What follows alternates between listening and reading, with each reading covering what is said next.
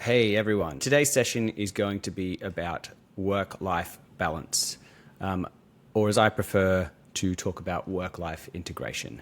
They're very similar concepts, but I think that the term work-life integration much more appropriately is the right way to think about how to achieve that balance between how much time you spend at work, how much effort and energy you expend at work, and how much time, effort, and energy you have for things that are outside of work. So the first thing that we will talk about today regarding work-life balance is about setting boundaries.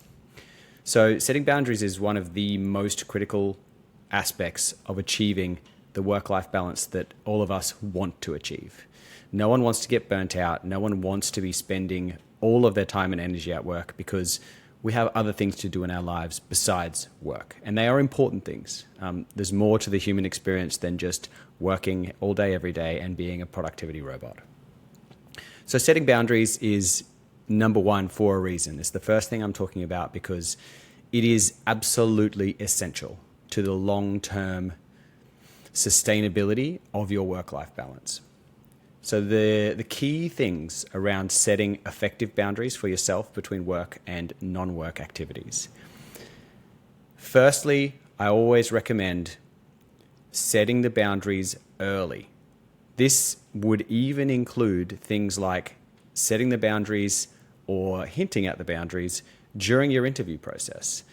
As part of getting to know your hiring manager, who will potentially be your manager, it's important that you're upfront about what your boundaries are. And those boundaries, look, they need to be reasonable and they need to be sensible, but they also need to be communicated effectively with the hiring manager, who may end up being your manager, so that they know where you stand, so that they can respect those boundaries if they're the kind of manager that respects boundaries. So I always recommend to people that you should raise any specific boundaries that you need and have as an employee at interview. For instance, if you are a parent and you have parenting obligations, you should raise that as a data point during your interview and talk about the kinds of things that it's going to impact on in your career and in your work life. So for instance, if you need to depart by a certain time on a specific day of the week every week, make sure that this information is known in advance. This is not just beneficial for your employer, this is beneficial for you. Because the earlier and the more clear you are about your boundaries, the easier it is for everyone in the workplace to respect those boundaries. People have a tendency of maybe not believing that your boundaries are real boundaries if you bring them up last minute or if you don't communicate them clearly and consistently. Don't expect that because you have communicated that you need to leave at, say, 3 o'clock on a Thursday, that everyone will remember that, lock it in their brain, and will always know that that's what you need to do. So by consistently communicating these things before they are going to occur, you're going to put yourself in a much better position for people to respect those boundaries. And then as you consistently keep to your boundaries over the over the longer term, this is going to help people. It's going to reinforce that these boundaries are real and that you are not going to stray from them.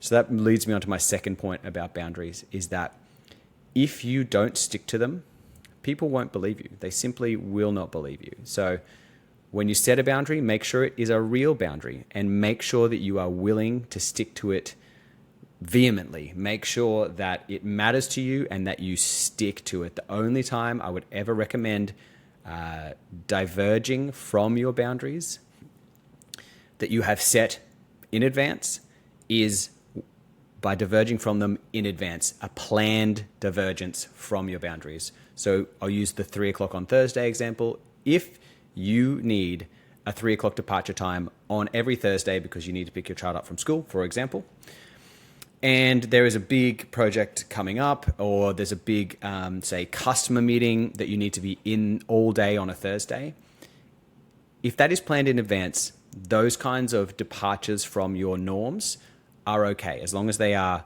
documented, agreed in advance, and obviously you need to have some alternative arrangements for the collection of your child at school, right? So the important thing here is that it's noted and you communicate that this is a departure from the norm and it is not the new norm. It is not to become the new expectation. What you're trying to do in this circumstance is manage people's expectations. So this is why I say you should stick to your boundaries quite heavily and be very, very consistent. Because by being consistent, people will believe you and they will become boundaries, and then they'll just become second nature. They become the norm. They become the accepted normal process for how you do your work and work in that workplace. If you do the opposite of that, and every now and then you stay back and go, oh, I just need to get this done. Oh, I just need to get that done. What you're doing is compromising on your position. And by compromising on your position, you are effectively saying that your boundaries aren't real. And then any other boundaries that you have set, or the expectations that you've set for these boundaries within work life, people will start to question those too, maybe consciously, maybe subconsciously. But if you're not going to stick to your word, people will start to doubt that you mean what you say when it comes to that particular topic, which is, leaving on time on a certain day of the week. There are other kinds of boundaries you can set, things like not being contactable after hours, except in certain circumstances. Whatever you want to set, what works for you, this is a discussion you need to have with your employer, and you need to have reasonable expectations. Sometimes things happen, unexpected things, and sometimes we do need to be a little bit more flexible. But again, that should be the exception, not the norm. We don't want these things to become the norm, because that's when our work-life balance really starts to deteriorate. So the second topic I'd like to talk about today regarding work-life balance is around time management. Now, I historically and previously, really quite poor at time management. Being able to effectively manage the tasking that I had to do, even if I'm setting my own tasking, I have historically been quite bad at that. And it's a skill that I have personally really had to work on to bring up to a level that makes me a highly productive and efficient kind of worker, even though these days I work for myself. So learning time management skills, it's a process. You can absolutely learn time management. If I can learn how to manage my time, you can learn how to manage your time if you're not very good at it. I was absolutely atrocious at it. Really, really, really bad. And so there are techniques, there are tools, there are tricks you can use that will help you get better at time management. And this allows for people also like me who are big time procrastinators. I often left things to the last minute. I would not, set aside the right amount of time to prepare for things, to work on, say, projects or assignments that were due at certain times, and end up doing everything at the last minute. This is quite prevalent. It's quite common in the workplace for people to take this approach. And you'll find that everything seems to be an emergency and everything seems to be last minute. And because people generally lack the time management skills and lack that motivation to put time management processes in place. So to manage your time effectively, you can use, there are hundreds of different tools you can use. It can be really, really simple, something as simple as your Outlook or Google Calendar, setting aside each day the right amount of time to work on your high priority tasking. And that also includes setting aside time for breaks, setting aside time for thinking time. If you have a more problem solving kind of role and you need time to think through problems, allocate time to all of the things that you need to do throughout the day. Don't fall into the trap of thinking that my calendar needs to look like I'm fully productive all the time. A lot of us have roles that we're not necessarily producing a specific tangible output all the time, right? A lot of us have roles where we need to be problem solving, collaborating, working with other people. And those things are important to getting to that larger, higher goal than simply delivering a report or whatever the tasking may be. So I highly recommend you honestly just do a quick little Google search on time management tools, time management techniques. You will find so much information out there, and look at them all and kind of pick the one that works for you. We all like to work in different ways. So do some research. There's There's probably 100,000 YouTube videos on this topic. People will talk about time boxing. People will talk about, say, planning the night before so that you've got everything ready to go in the morning. Some people prefer to do their planning when they first wake in the morning, or what are they going to do that day. People will talk about prioritization matrices, so a matrix that allows you to go, well, what are my most important tasks? Whatever you do, try to move beyond the basic to-do list. A list, here's the stuff I need to do. It doesn't give you that ability to prioritize beyond just looking at what's on the list. When we have a to-do list as people, we tend to do one of two things if they're not put in a priority order. We either work on the one that's at the top of the list, or we look at the list and we try and find the one that we feel like doing and that we find the most fun or the most enjoyable in that time, and that's what we focus on. And I'm as guilty of that as the next person. It happens all the time. So if you can use a prioritization system, kind of like an Eisenhower matrix is one example. Have a Google of that if you've never heard of it. It's really straightforward, easy to use, and super effective. And it takes such a little amount of time to use as a prioritization tool, and it can have a huge impact on the moving the needle, getting you closer to whatever your goals are. Next point I would like to talk about relating to achieving the work-life balance that we all want to achieve is the art and science of delegation and learning how to say no. So maybe you are or maybe you are not in a position where you have the power to delegate tasks to other people. When I talk about delegating, it can be done in the formal sense as you have people that work for you that you can delegate tasks to, but it doesn't have to be about delegating to a subordinate, so to speak. You can delegate to your peers with their permission. It becomes more of a negotiation. It's less about saying, Fred, you need to do this, and more about saying, hey, Fred, I've got this tasking. I'm working on this other high priority task. Is there any way we could figure out a way to, maybe you could take this on and I can do that so that we can reach this team goal? So delegation is not about telling other people what to do all the time. It is often a negotiation and bringing people on that journey with you to support the team goal that we're all trying to achieve in whatever team it is that we're working in. So when you are delegating, a couple of things to think about. If you are officially delegating, or even if you're negotiating a delegation of a task, the important factors that you need to communicate when you are delegating a task. Of course, you need to tell the person what the task is, and give them enough detail and enough pointers in directions where they can find other information so that they can have all of the pieces of the puzzle to set them up for success. You do not want to set people up for failure, because it's only going to make you look bad and it's going to piss them off, and they're not going to want to do anything to help you again. So make sure you're setting them up for success. Beyond telling them what the task is and the scope of the work, beyond that, we need to set our expectations for quality and timeline. So when you give someone a task, you say, hey, Fred, I'm going to keep using Fred. Hey, Fred, I need someone to complete this report on this quarterly report, this customer status report. Here's some previous examples, and send a link. And here's the idea, and here's maybe a documented process of how to create this report. And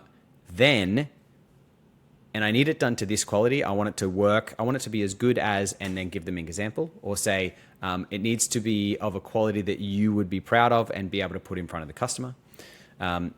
Try and be a little bit clearer than that. That was kind of a little bit ambiguous as to the quality requirements. And then say, and I need it no later than X.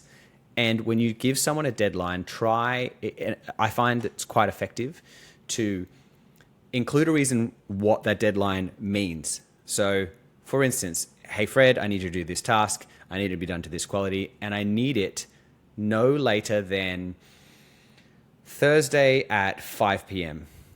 because I need to review it after you've completed it, make any minor amendments, and I need to submit that to the customer by Friday 5 p.m. Because that's when the customer deadline is. And when people understand a little bit beyond, a little bit of the bigger picture, they tend to be far more willing to help and meet those deadlines. Just a few tips there around effective delegation.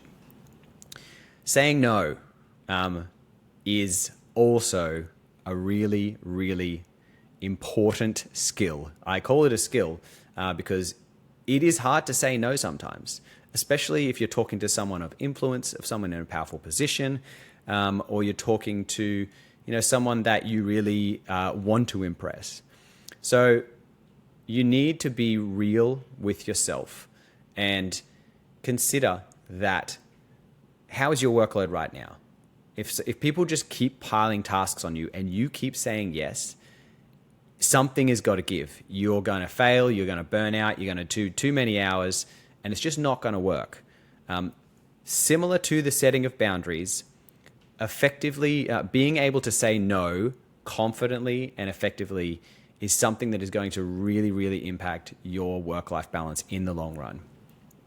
So the way that one of the effective ways that you can say no to new tasking, you'll see 100 things about this online. So honestly, if you want to look more into it, go and look it up. There are heaps of techniques you can use, whether it's written or verbal. But typically what you want to do is say, especially if you're being assigned a task from someone who effectively is your boss, you say, hey boss, yep, I'd love to do that, but right now I'm working on this high priority tasking. Is what you're giving to me right now a higher priority than this? And in that circumstance, if they say, yes, it is, you go, understood. So who would you like me to pass this other tasking off to so that it can meet its deadline so that I can focus on this new task that you've given me now? So what you're doing is bringing the awareness to the fact that you don't have unlimited resources and unlimited hours, and you can't deliver both of these things by the required deadlines. So by communicating that in a way that shows your desire to make sure that both of those outcomes are reached, you're showing your awareness of what's required. And at the same time, you're saying no. You're saying, I can't do both of these. You're not taking on more than you can handle. What you're doing is you're saying, yes, I agree. I think both of these things are high priority. Yes, these deadlines, I understand them. But it's not possible for me to achieve this and this within both of these deadlines. So let's talk about how we can achieve that. Who else can we get involved? What can we get done? And that shows a real level of maturity. Just blindly saying yes, you might think will get you kudos to maybe people in influential positions. But ultimately, by saying no in the right times and in the right way, you actually are, it's another way of setting a boundary. It's another way, it's a temporary boundary saying, this isn't possible for me. I know what my capacity is. I know what my capability is. And these two deadlines are not, I can't do them both at the same time. So by using that kind of looking for the solution, even though you are not, the solution is not, yes, I'll get it done and then I work 20 hours that day, because that's not sustainable. The solution is let's work together with the resources that we have to choose what gets done and how it gets done. And you don't necessarily choose how that works, but you recommend solutions and you work with your boss and potentially with other teammates to choose the best way to assign tasking and prioritize it so that the important stuff gets done. So those 3 points are all relating to at work and how you conduct yourself. Work-life balance is more than just about what you do at work. It's also about what you do when you're not at work. I'm not going to go too much into these next 3 because they are, I guess, not necessarily my area of expertise as a career coach. But the next one is around mindfulness and stress reduction. Now, there is lots of documented evidence and research to show that practicing mindfulness and doing things to reduce your stress helps you to improve your productivity when you are at work. And being able to reduce your stress by setting those boundaries and controlling how much time and stress that you place on yourself while you are at work. If you are overly stressed, your productivity level will drop off dramatically. If you end up spending too many hours in a row working on the same task, or even just working really hard, your productivity will drop off. So we all work a lot these days. The modern world and our economies kind of expect us to work quite a lot of hours and get a lot done. So practicing mindfulness, doing things like, there are even like your watch, or if you've got one of these, if you've got a smartwatch, a lot of them have little breathing exercises you can do, really just to bring your heart rate down, to bring your blood pressure down, and to give yourself a break. It doesn't even have to be something that explicit, that like specific. Anything you can do to reduce your stress and increase your mindfulness, take a break. Schedule your breaks in, like I said earlier, and go and enjoy whatever it is that you enjoy. If it's 15 minutes of standing outside in the sun, for some people, that is a great reset. So work out what works for you and use it. And, if that means going and having a chat with someone, that's also a great way to reduce your stress and to practice mindfulness, to be present in the moment when you're talking to your work colleagues who you're genuinely interested in talking about. Beyond that, of course, maintaining physical well-being is critical to maintaining a work-life balance. If you don't have any kind of health and exercise routine, you need one. We can't all just work 24 hours a day or even 12 hours a day and do no exercise. And ultimately, those people who work a lot, like a huge amount of hours, tend to have poorer diets. They tend to order takeout more because they're low on time, so they go for the fast food options. And ultimately, all of those things snowball and they become eventually unmanageable. And you either you hit up against one of several major roadblocks. You will burn out. You will have some kind of health issue that prevents you from going to work. And if you're not of reasonable health, you are not able to deliver. And that's just a fact. So do what works for you. Find something that works for you in terms of exercising and eating reasonably well. It's not that easy to do, I'll admit. A lot of us get focused on what we're doing and we run out of time, so to speak, because we're not managing our time well. And then we end up buying the bad food and we end up not doing the exercise, and we stay back late at work one day, which means we miss our walk in the afternoon, or we miss our gym session, or whatever it is that you like to do in terms of exercise and healthy eating. So the key to that is find something that works for you. There are really great ways to do things that are going to optimize your health, but if you can't sustain it, it's no good for you. So it's something you need to be able to sustain for the long term. That's the key element in your wellness routine. Of course, as part of that, you've got hobbies and interests, things that you like to do outside of work.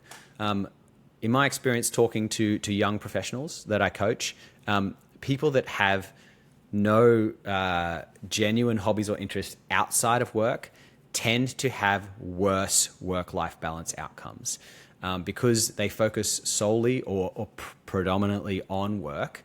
They don't have any outlets, right? So, and a lot of people will say, look, I don't really like anything else, or I don't know what to do. But usually with the people that I work with, we can work through that. And ultimately, everyone that I know or everyone that I've spoken to does have something of interest. They just don't realize that that's what they're interested in. It could be as simple as reading a book. If reading a book is, a narrative, like a nonfiction or a fiction book, that can be a hobby and interest. It doesn't have to be something like, oh, I'm taking up basket weaving or I'm going to do skydiving or whatever it is, that like some extreme obvious hobby, or, playing sport. It doesn't have to be that. It just needs to be something that you are passionate about, you're interested in, and you enjoy doing. So finding those things and making sure that you prioritize at least a small amount of time to pursuing those things is really going to help your work-life balance and give you that consistency that we're all looking for. And so the last piece that I would like to talk about today, because I didn't want to keep this to about 30 minutes, is around flexible working arrangements. Now, we're all pretty familiar with flexible working arrangement these days, right? Since that global event that started in 2019 happened, we've all shifted how we work, and there's so much more online and flexibility and how we can do things. Not every job has that kind of flexibility. I do appreciate that. But most reasonable workplaces now will provide some level of flexibility, even if it is a 100% on-site working arrangement. Speak to your boss, speak to your manager about what works best for you. You might want to start earlier and finish earlier if you're a morning person. You might want to start later and finish later if you're more of a night owl. There are ways and means that we can come to arrangements that allow us to get the best out of us. If you are not a morning person, and I mean, I'm not a morning person, and I used to work shift work that started at 6 a.m. And I tell you, I guarantee you, that was not my best work. I was not the most productive, best outputting, productive individual when I started at 6 a.m. If I could move, but I would change shifts and move around, and like the 10 to 6 or the 2 to 10, because I'm more of a night owl. Those worked much better for me. And so I could negotiate things like maybe instead of doing 2 weeks of one shift and 2 weeks of the other, I would maybe do 1 week of one shift and 3 of the other. And I work towards getting that flexibility that works better for me. And at the same time, it works better for the workplace and for the employer, because they get more out of me, because I'm far more engaged and productive if the flexibility is there for me to do things in the way that I work best. So don't just think about online remote work when it comes to workplace flexibility. Workplace flexibility can be achieved in unlimited numbers of ways. All I suggest is that have the conversation, raise it, start talking about what it means. And it's a negotiation, and it's going to be a conversation, and you don't have to set anything in stone. You can trial periods. You can do, we might try this for 2 months and see how it goes. And then we'll meet again and talk about what worked and what didn't work. What were the issues, what were the benefits? And those are the kinds of mature conversations that you can have that will really allow you to shape your employment, to give you that flexibility that honestly everyone wants, but also that employers know that employees want. And by giving people flexibility, you're more likely to get better candidates in these roles, and you're also more likely to get the best out of the people that you already have. And if you have any questions, comments, anything like that, shoot me a DM, and I'll get back to you. I look at all the comments, I look at all the DMs, emails, whatever. If you want to chat to me about your career, just jump on my website and book a time, and I will talk about your career with you and see if it's something I can help you with.